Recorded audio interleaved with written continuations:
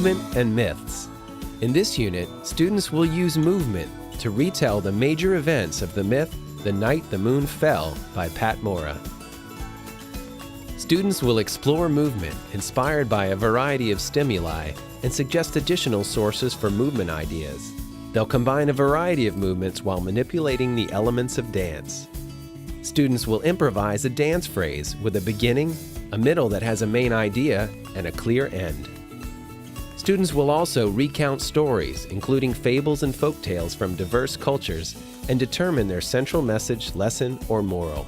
Students will use information gained from the illustrations and words in a print or digital text to demonstrate understanding of its characters, setting, or plot. In second grade, one of the major standards that the kids have to be able to perform is that they have to retell a story. I find that the kids seem to be particularly obsessed with myths. So I have to start with explaining what a myth is.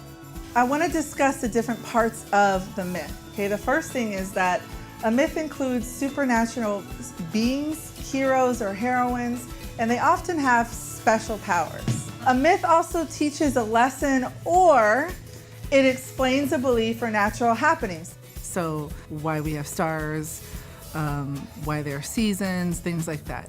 And the second thing that we're going to be able to do after we read our story is fill in our story map.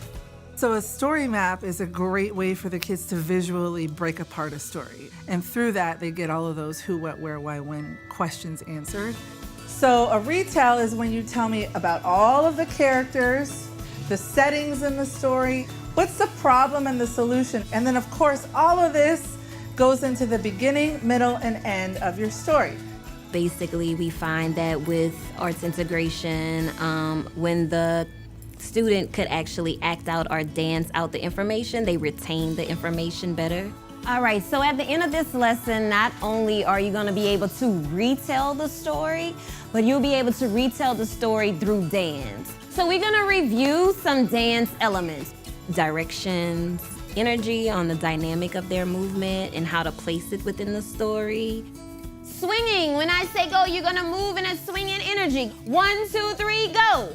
Swing your head, swing your arms, swing your legs. Levels that they also use. 1, 2, 3. High. What's the next one? 1, 2, 3. Medium. What's the next one? 1, 2, 3. Low. And then putting it back into the story. So how can it relate to the stories? You can actually dance out the setting, the problem, how to solve the problem, what is the problem, and putting that within the story map. Who wants to read the title of the story we're going to read today? Dakota. The Night the Moon Fell. Good. So let's turn to the first page of our story. The night was hushed and peaceful. Suddenly, the sky shook. A loud whoosh rattled the stars and startled the moon. It's an activity that we call sitting statues where I'll interject where she reads and then she stops and have them dance out the story. All right, y'all, in a sitting statue, show me a shape of the moon. 1, 2, 3, freeze. Now show me the shape of the stars. 1, 2, 3, freeze. Now show me the stars rattling. 1, 2, 3, go. And I also think it really helps them focus on those details. They tend to remember more of the story when they incorporate the dance with it than if I just ask them to fill out a story map on their own. Absolutely. Who can give me a character from the story? Gianna. Luna. Luna, good job. I think traditionally story maps are really where students focus on discovering the beginning, middle, and end of a story. I like to include a section for characters, a section for setting, a section for problem and solution. Just trying to get them to mentally break down stories so it's easier for them to recall. Okay, so raise your hand if you can tell me what happens at the beginning of the story. Avea.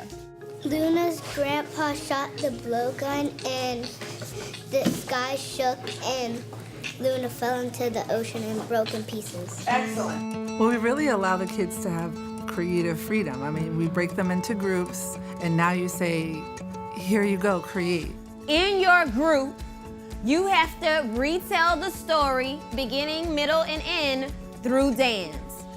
So it's the collaboration of students, them taking risks, the creative freedom, Right. and then just watching all that teamwork come together.